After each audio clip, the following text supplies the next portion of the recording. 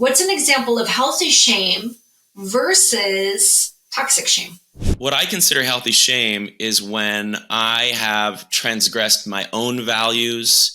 I am not living up to the realistic and healthy standards that I am setting for myself. And I'm saying, my own values and for myself to distinguish between what culture told me I had to do that I might not actually find authentic or that I might not agree with, things like that. So the healthier side of shame tends to be like internally referenced. These are my values. This is how I want to be.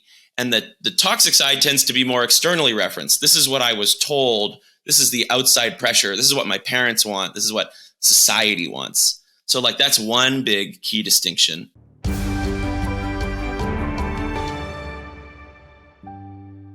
Hi, everybody. Welcome back to Flip That Shit. I am your host, Stacy Uhrig, and today my guest is AJ Bond, and AJ is hanging out with us in Canada from Toronto. So let me tell you a little bit about AJ before we get started into this amazing episode. Here's AJ's bio and his life story. AJ shared with me that his biggest challenge in life had been dealing with chronic shame and the unpleasant sensations and self-limiting beliefs that were associated with it. His shame stemmed largely from growing up in a family system and a wider culture that implied that his sexual orientation was wrong or made him bad.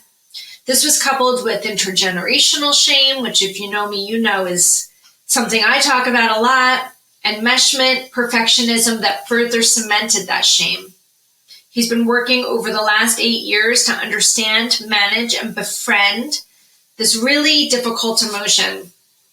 He's a Toronto-based writer, filmmaker, shame educator, and after experiencing life-changing shame breakthroughs in therapy himself, he dedicated himself to educating others about the master emotion through his shame ed classes and one-on-one coaching.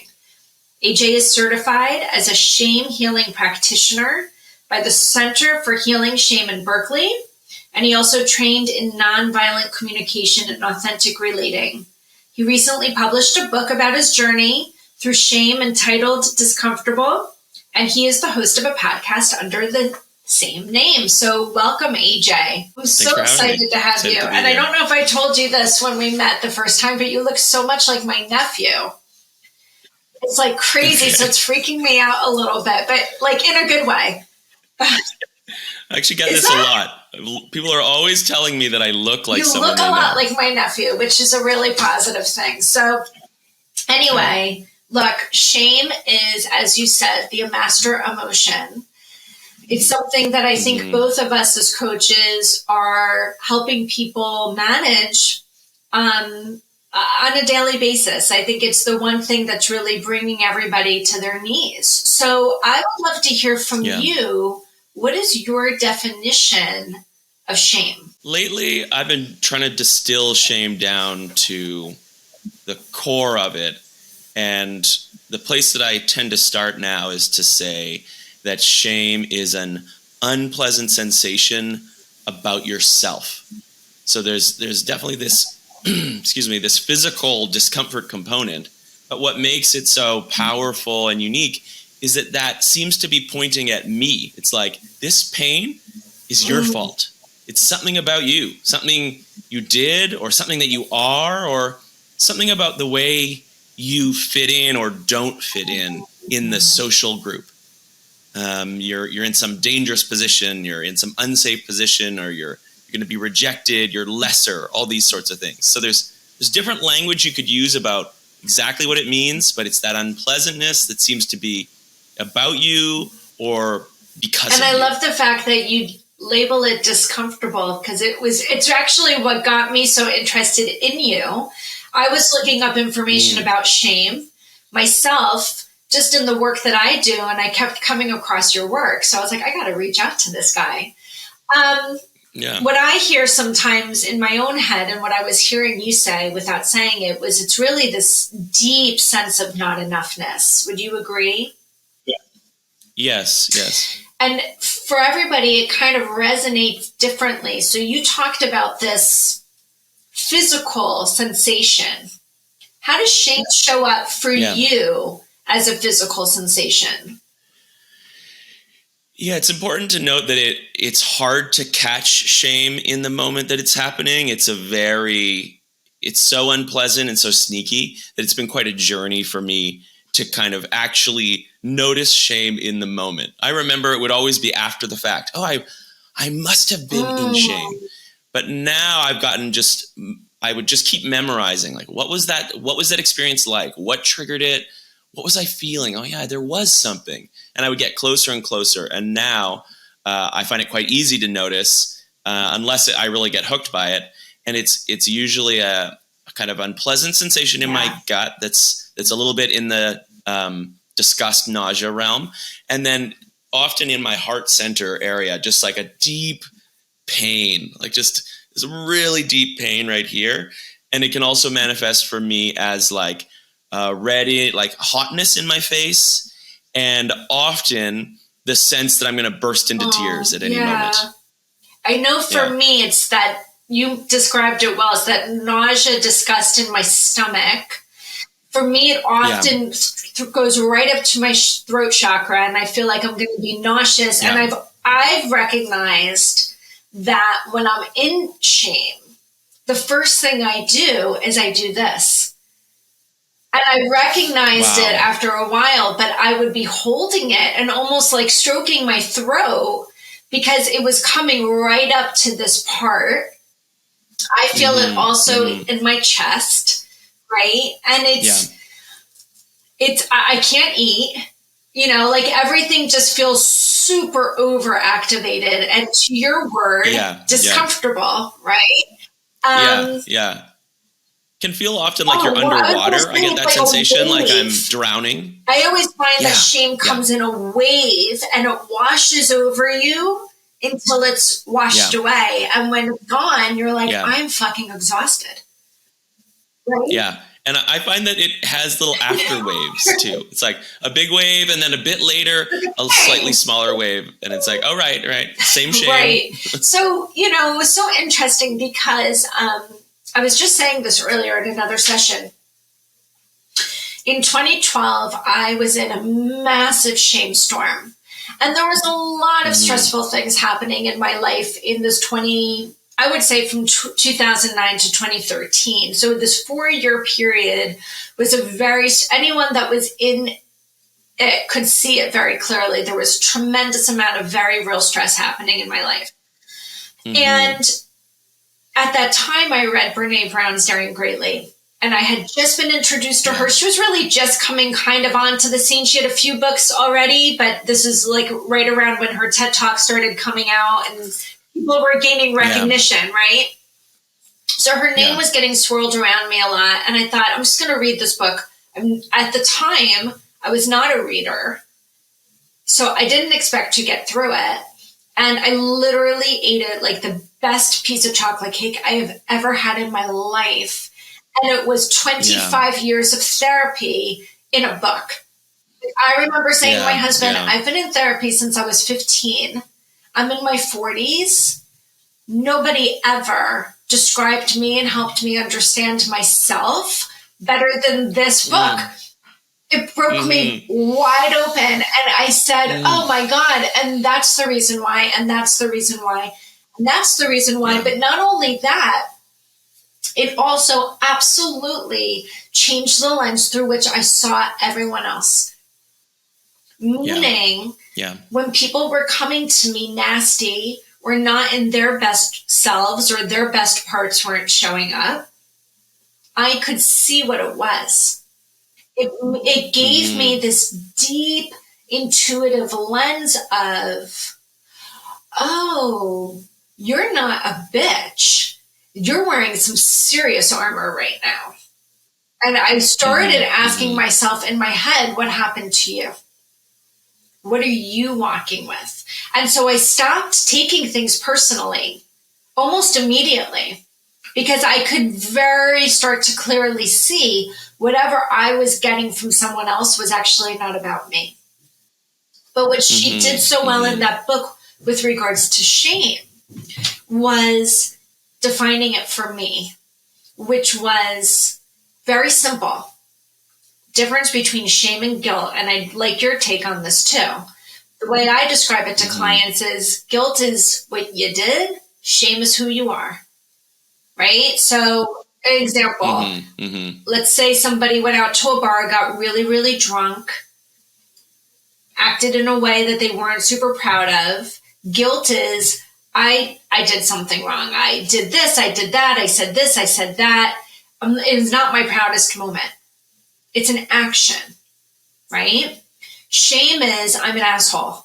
Shame is, I'm a drunk. Shame is, I'm a horrible person. I am. And when I'm able to explain it to people that way, they go, because I'll say, is that shame or guilt that you're feeling? And they're like, oh, what's the difference? So when I can explain it, they'll say, oh, that's shame. And now that they have language around it, we can start to explore it a little bit differently. So from your perspective, what's your interpretation of the difference between shame and guilt? It's interesting that you bring that up, because that's also my very first exposure to shame in therapy. My therapist was like, I think you're talking about shame. And I was like, really? And he was like, well, let me give you this popular distinction that's going around, which is exactly the distinction you just gave. And I was like, oh, you're right. I am on the I am bad side, not I made a mistake. It's like something's deeply wrong with me. And that's what got me. That was the big catalyst for all the journey I've been on, which led directly to Brené Brown. However, I've now moved to a slightly different way to think about the shame and guilt thing. And this comes from a few sources, but particularly Brett Lyon and Sheila Rubin at the Center for Healing Shame. And I like to think of it more now, instead of a guilt shame, as healthy shame and toxic shame. I'm so glad you brought it up, because I literally wrote good versus toxic, because I really want people to hear this. It's so important. Yeah. And the reason I prefer, it's like, it doesn't really matter which words you use, but ultimately I like that it shows that they're kind of both on the shame spectrum. They're kind of both in the shame family, but one is adaptive and healthy and so useful. If I make a mistake, I want to feel bad. That's healthy shame. So it's like, let's not demonize shame completely here. But when I take it to mean that there's something deeply wrong with me, I'm interpreting it in an unhealthy way, in a self-limiting way. And the other reason that this distinction is helpful for me in particular is that as a gay man, the thing I was feeling shame about wasn't an action. It really was an essential part of me. So to just say like, oh, I have to convert this to guilt, it's like, well, but I didn't make a mistake. I didn't do a bad action. I am not a mistake. Exactly. Yeah. I'm not a mistake, and I didn't make a physical mistake or something. So it's important to kind of show that sometimes you can feel shame, and it's not, no mistake was even made. There's no conversion into guilt. It's just a piece of cultural conditioning that is shaming you. Yes. Let's sit with that one for a second, because that is the truth, isn't it? Yeah. Okay, so I have so many questions. The first question I have is, can you, and I'm doing this for the benefit of the audience, right? Because someone is going to listen to this and go, oh shit, this has been what part of my struggle's been. Can you paint a picture for the listener of an example of this spectrum of what is healthy shame? Because I have an example in my head that I'll share when you're done. What's an example of healthy shame versus toxic shame? Yeah. I have a few ways that I break the two down, but in terms of just examples, what I consider healthy shame is when I have transgressed my own values. I am not living up to the realistic and healthy standards that I am setting for myself. And I'm saying, my own values and for myself to distinguish between what culture told me I had to do that I might not actually find authentic or that I might not agree with, things like that. So the healthier side of shame tends to be internally referenced. These are my values. This is how I want to be. And the toxic side tends to be more externally referenced. This is what I was told. This is the outside pressure. This is what my parents want. This is what society wants. So like that's one big key distinction. And then, as we've already said, there's this kind of like global shame, like I am, my essence, my whole self is bad, versus kind of specific shame. Even if I'm feeling shame about something that I can't change, I want to note that it's just a part of me. You know, it might be about the way I look. So again, it's not an action, but it's not my global self. You know, it's just one part, one aspect of me.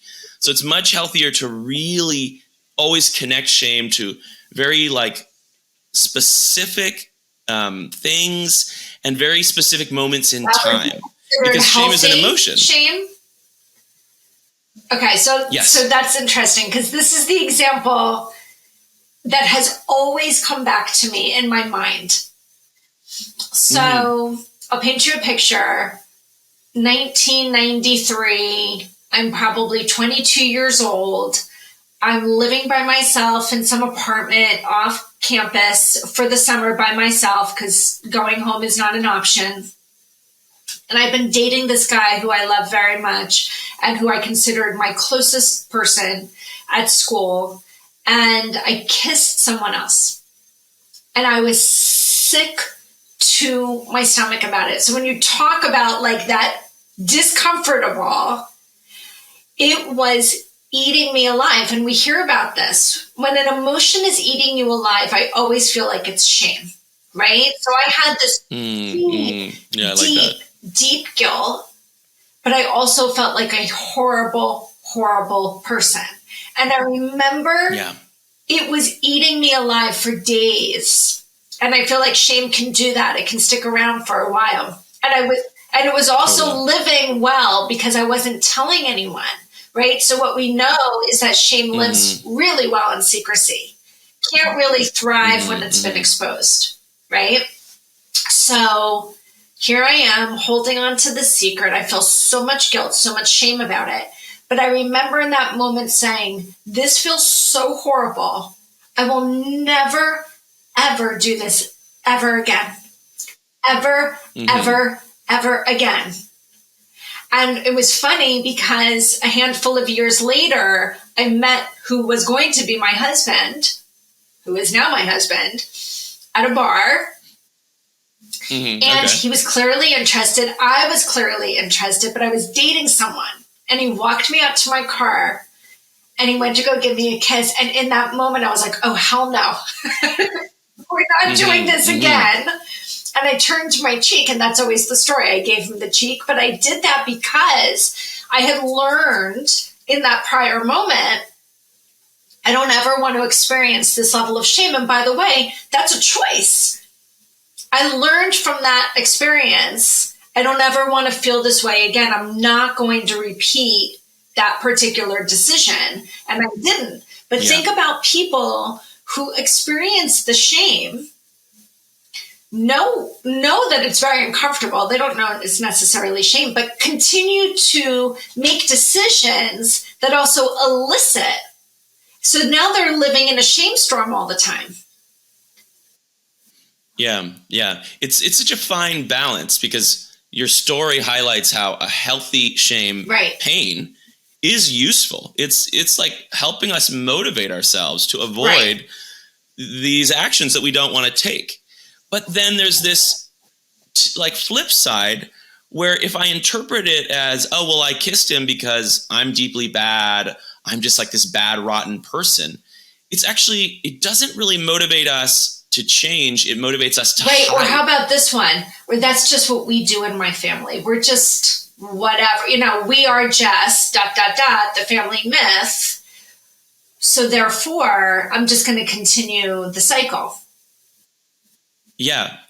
It's unhealthy shame it's so fascinating that healthy shame is one of the most useful motivators, and unhealthy shame, this other side of the coin, is one of the most unmotivating, entrapping, toxic. Like it keeps you stuck in that prison. Yes. But here's something to think about. when you talk about the way the mind works and you think about the rules of the mind, right? We will always yield to what's familiar and kind of walk away from or run away from what's unfamiliar. So if being in shame is familiar, so let's just use an example. Say you were growing up in a toxic family system where shame is used to parent. Yeah. And we get that visceral, physical, somatic feeling, and we're used to it. When we're not in it, it's highly uncomfortable. So I'm thinking of a handful of people I've either interviewed or that I've coached who said, listen, I grew up in the most toxic of toxic dysfunctional families, lots of narcissistic abuse, lots of physical abuse. And then I found myself in a healthy relationship and I sabotaged the shit out of it because it was so uncomfortable because I couldn't predict. It was like, wait, why are you being nice to me? I'm not worthy of being treated that way. When you are. Yeah. And then I'm a fraud You're lying. Figure out I'm a piece of shit because that's the interpretation I've made from a young age because that's what I was told and I took on that agreement, right? Yeah, I'd rather ruin this relationship than have you realize that I am a piece of shit and reject me because that's my worst fear. Totally. I've been there. I mean, this is alive in my life. I notice it all the time. I think to some extent as a child, realizing that I was gay, I decided that I needed to be shaming myself. You know, I was like, there's nothing I can necessarily do about this except feel bad yourself. As almost a form of atonement. Like, look, I know I'm this bad thing, but at least I feel bad about it. And so that's my comfort zone, is to be feeling bad about my desires because I'm trying to protect everyone from my desires, which are bad. So I just noticed that in my system, what feels safe is if I have a desire that seems edgy, like let's say I want to get angry or have a different opinion, I'm going to want to shame myself to keep everyone safe from my truth. That's just a comfortable place. With anger, for example, I sense it come up and then my shame says, absolutely not. You cannot express that anger. That would absolutely be hurtful to other people.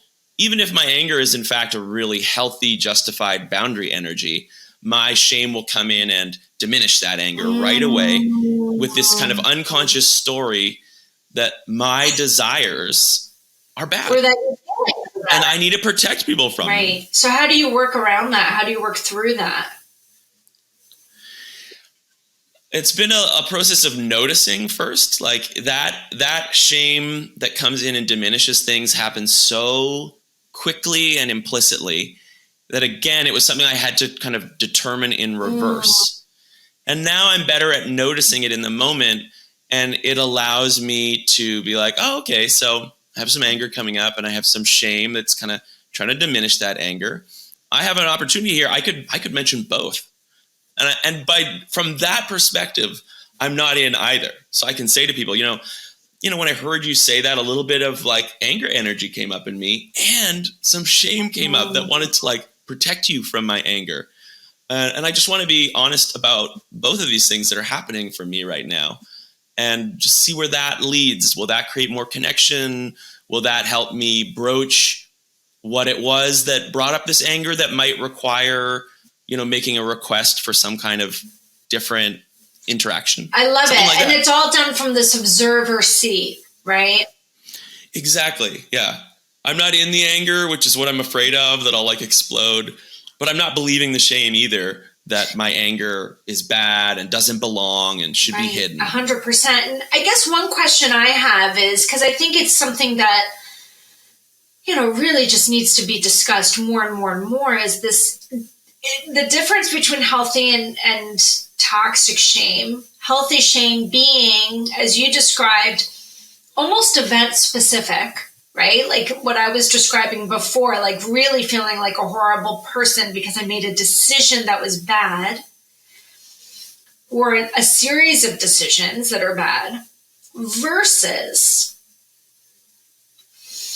growing up in a society or in a culture that has told us that our inherent being is wrong or not enough. So I'm thinking, of course, of the LGBTQ plus community, but I'm also thinking of African American communities, Jewish communities, so many communities, Islamic communities, even just in our country, immigrants that are not coming here legally.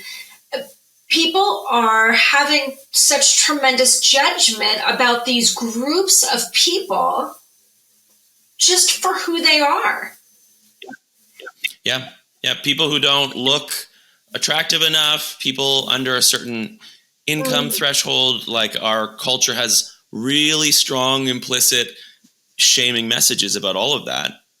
And so that's like kind of a very cultural, systemic shame. And then on a family system level, that's happening to everyone to some degree as well. And doesn't have to be, it could be anyone, in the sense that when you as a child display a need and your parents either ignore it or shame it or react poorly to it, that is another implicit way that that family system is saying there's something wrong with you for needing that. And that's how we interpret it as a child. Like, there's something wrong with me. So for my clients and our listeners who have been told, you're too much. Yes.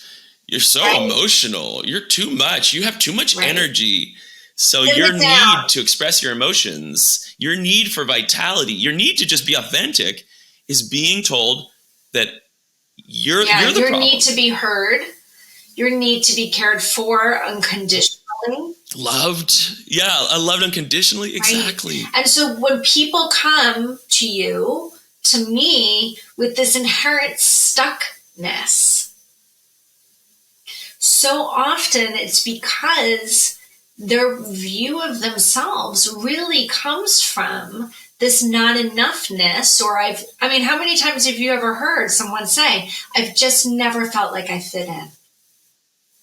Yeah. Right? And that's the other thing that I learned from, again, Daring Greatly, was the difference between fitting in and belonging.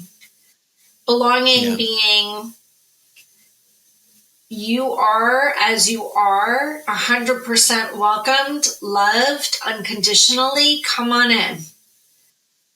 Yeah. Bring your authenticity.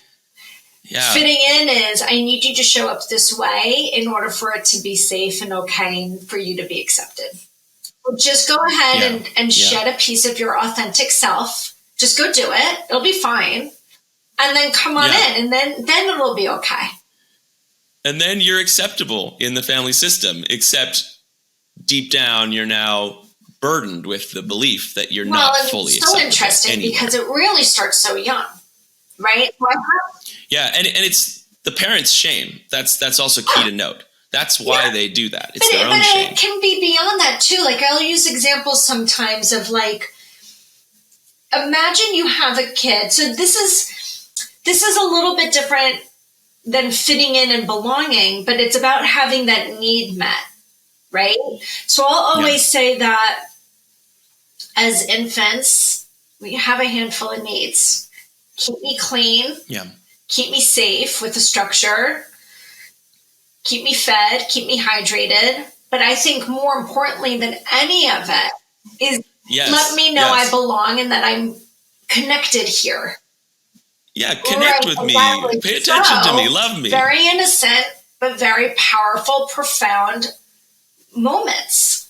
So when I do hypnosis sometimes with my client and I use RTT, I've had a handful of clients that have been like, I'm like, okay, tell me about a scene. So if we're going back to a scene that has to do with you not feeling enough, let's just say, for example, very often, somewhere between the ages of 1 and 2, I'm in a high chair. Yeah. Okay, what are you feeling and experiencing? Well, I feel alone. Why? Because my parents are having an argument or a discussion. It could be anything. It's not like it doesn't have to be a brutal, abusive situation. They're arguing, they're in an intense conversation. I'm crying because I want to be fed, or that happening over here is making me feel uncomfortable, and no one's turning around. And nobody's paying attention to me. Okay, so how does that leave you feeling? Not enough. Boom. Fast. Is it rational? No, but our rational brain is not developed at that point. No. What's more, our brain is egocentric 100%. At that age. So everything is about us, and we are going to interpret any mistake a parent makes as 100%. And so now all of a sudden, here we go. What do I need to do to get them to turn around and pay attention to me? Do I need to hold my breath? Do I need to vomit? Do I need to scream louder? Do I need to throw something off the high chair? Or do I have to be silent? What's going to work? Exactly. So now this is typical cause and effect. I'm going to shed a piece of my authentic self, shape shift just the tiniest bit to see if I get a reaction. A bit of armor. Got the reaction, that worked, so we're going to leave that piece over there. Well, now when you start doing this over and over and over again, by the time you're 8, 10, 12 years old, you've lost like a large percentage of your authentic self over here in order to have your needs met. Fast forward 20, 30, 40, 50 years old, you're like, I'm stuck. And I'm like, because you're not whole. Let's go back and find those shed pieces and let's reattach. That's exactly right. And it's, to me, it's worth noting that at that time, you had to do that to survive. Like it was actually adaptive. Yeah. Like, wow, you are very, very clever, very resilient. But then once you become an adult, it's no longer adaptive and useful. It's holding you back, just as you said. So it's like the strategy has to completely do a 180. It does. And we don't have initiation rites that help us do that. So what does that look like, the initiation rates? Well, I'm not like an expert in ancient cultures, but it seems to me, reading the work of Carl Jung, for example, that there were societies that we considered primitive that actually had a very clear sense that they needed to create a very powerful shift in responsibility at a certain age in like the teens, wherein the teenager proved to themselves and to the community that they were now responsible for themselves, could look after themselves, and were equals. So there was sort of like sometimes they would get sent out into the wilderness. These are sort of apocryphal examples. But it had the impact of showing this young person, I can survive on my own. And when I come back to the village, I'm now equal. No one is above me anymore. So just symbolic, wise ways of showing young people that they don't have to keep holding on to their childhood and their old strategies and their old defense mechanisms. Well, remember also, we're relying on other people to validate our worthiness. Yes. So that's what has to shift as well. Internal validation. So once you're going out and you can see you're self-reliant and you are capable, you don't necessarily need to rely on other people's opinion of you to determine your worth. Yeah. Your social worth and your literal survival are kind of like you prove both of those things at once. Holy moly.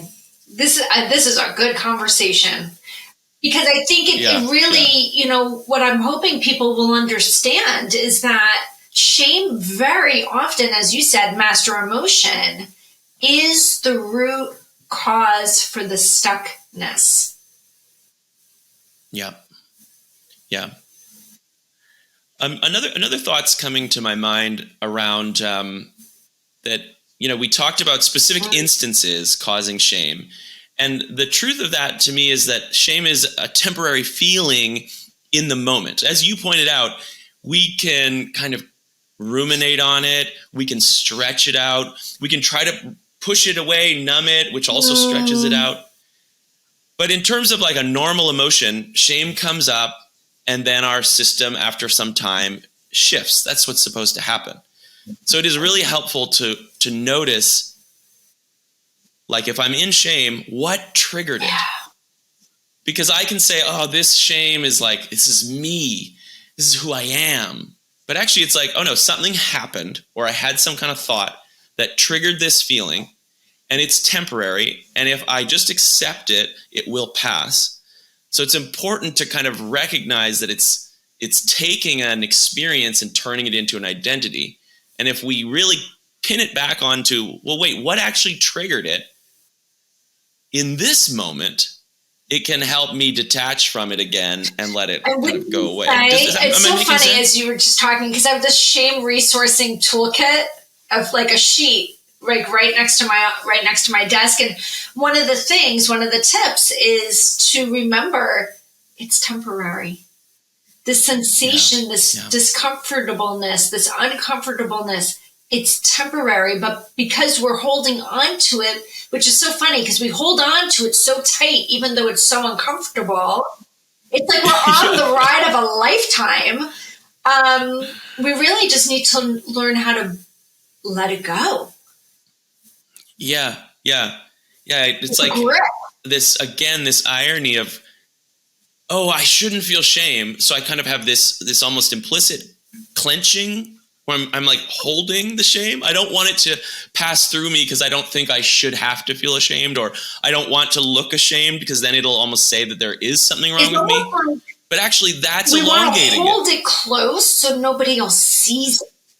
Yeah, nobody will see it and we don't have to feel it. But the irony is that is absolutely extending it, as opposed to just being like, ouch, oh, wow. And then it goes off on its way. So you were mentioning numbing, and I follow Gabor Mate a lot. I just think he's brilliant. And I feel like every time he's talking, in my head, I'm finishing the sentence. Like we have very, very similar points of view.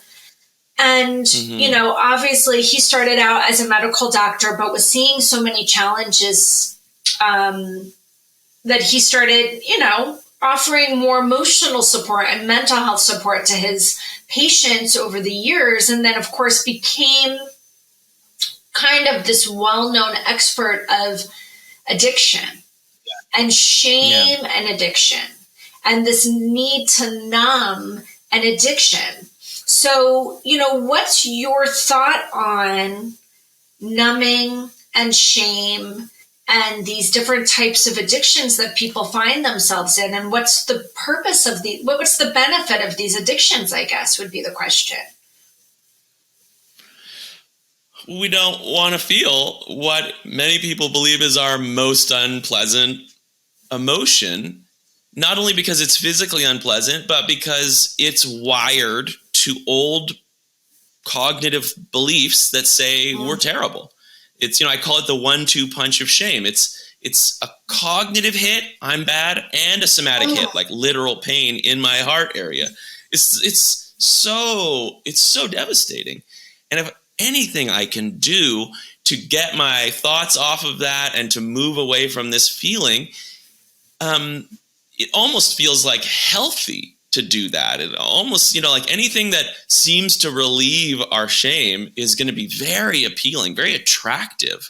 I think it even plays into our attraction to people that help us feel less shameful about ourselves. Like, oh, this type of person likes me. But yeah, so and anytime I find myself like reaching for my phone, going on Instagram, it's like, it doesn't take, just stop. What am I feeling? Discomfort, some kind of discomfort. You're talking about you going to your phone and going to Instagram to numb out from a situation? Yeah, like it's just there's an unpleasant emotion and the gut reaction is, I'll just distract myself, go away from that. Right? Yeah. I'll go to that explore page and it'll show me exactly what the algorithm knows I want to see. And I'll be distracted for a while. Of course, then I'll feel shame, 15 minutes later when I snap out of it. You hear about this, people numbing out with Netflix. I mean, literally, I'll say, what's your coping strategy? Absolutely. I numb out with Netflix. What a great distraction. Then we have other distractions like alcoholism, substance abuse, drug addiction. For some people, it's spending, right? It's the shopping. It's these dopamine hits of like that quick release of the grip, with this, oh my God, I just attained something and now you have guilt because you just spent the money you don't have, and or we took another hit from that joint, or we drank another drink, or we did whatever we did. Yeah. So people need to understand, and I think it's so important. A discussion I would like to see happening more often is people not focusing on what they're doing, but society taking more of an observer role as to why. Why do we see so much substance abuse? Why do we see so many people making bad decisions and ending up in jail? Why do we see this epidemic of issues? We're so focused on what it is that people are doing. We really need to lift out and say, why are they doing it? And where do we need to start to do the work? Since we have so many people walking with ... anxiety, depression, it's starting from shame. Yeah. And how do we get in early? How do we educate parents? How do we educate our kids early so they can have the best connection with themselves possible? Yeah. Yeah. Even just to understand, this was like so mind-blowing for me when I was in therapy. Like, oh, there's like a whole emotion that tells me I'm bad. Like, there's a mechanism that does that. It's not actually just me doing it because I, like, there's something about that just was like, that separated my shame from me a bit and was like, this is normal. This has a system to it, kind of. And even just getting that much information out is really powerful. Like, there's a whole logic to this, and it's not just like who you are or, that you're not good at being a person. This is like something a bit beyond you. So how can people learn more about shame? What kind of resources do you offer? Yeah, I mean, I have a book that is a nice place to start. But as you said, like, Brene Brown's books are great as well. I also really like, it's a classic book by John Bradshaw, Healing the Shame That Binds Us, is great. I mean, even just going and listening to some of Brene Brown's TED Talks, and then like having conversations with people you trust is so powerful. Like, just start talking about shame in theory. I find that is the safest spot. Like, you don't have to talk about your shame per se. Start talking about the idea of shame. And when that gets a little bit more normalized, then you could start talking about, I think my shame, I had shame the other day. And so you're learning from yourself. You're learning like right at the source, and you're like learning in your community, which is so powerful because it's like you already said, once we're talking about it, instead of it feeling like this thing that controls us, it feels like this smaller thing that we can see, we can work with, we can kind of push back on a little bit. External information about shame, but definitely like, how can we ourselves start looking at our shame, start needing to numb it less, because now we can look at it. It's not so scary. We can actually, the word discomfortable for me is, I like how it reminds me of both discomfort and comfortable. And that's kind of like what I want to hint at is, can I get a little bit more comfortable with my own discomfort so I don't have to numb it or run away from it? And I can actually just sit with it and be like, oh, what is this saying? Where did this come from? What does this want me to do? What's the message here? And in sitting with it, let it pass. So here's a question I want to ask you. Listen to this. The difference between my shame, our shame, and the shame. Because I've coached people on this before when they say my anxiety, my rheumatoid arthritis, my Hashimoto's, my depression. And I say, well, do you want it? And they go, no. I go, well, why are you taking ownership of it then? Yeah. The moment we start to feed our mind, remember, the mind's a sponge. It never will say, that's bullshit, or that's not right, or you shouldn't say that. Whatever you give it is truth. So the moment we start labeling things that we don't want as ours, right? My shame, my issues, our issues versus the issues. Yeah. I really like that. That's such a good reminder. It reminds me of parts work, which I find is helpful with shame, because it helps you see, oh, this is a part. This isn't me. And as we've already kind of shown, a lot of it is a burden that was given to us when we were children, when we were not morally, legally, or mentally responsible for ourselves. So it is really like the shame that I got from my family system and from my culture. Not my shame, me, my badness. It's not me, and it's not even mine. And in fact, there are some really powerful processes that I learned from the Center for Healing Shame, where we actually give the shame back to the source. It can be really powerful symbolically. To be like, right, this isn't mine. Yeah, I love it. So if people wanted to work with you, do you do one-on-one coaching with shame?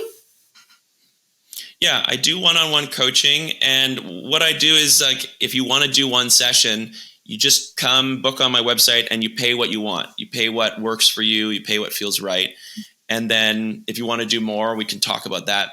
You can do a package, or you can just come see me once in a while. I don't hold it like a something you have to do every week kind of thing. It's more like, come in, let's really dive into it, and then send you off. And so how can people find that? What's the name of your website? Yeah, if you go to discomfortable.net, you can find out about my coaching. There's information about my book, and I also have all kinds of podcast episodes about my journey with shame. And I'm currently working on a course that's going to come out sometime later this year that's just sort of like a more interactive version of the book. I love it. And on Instagram, do you use social media at all? Yeah, I'm not super active on Instagram, but Discomfortable has an Instagram account. I'm more active on Twitter. So you can search Discomfortable on Twitter or Instagram.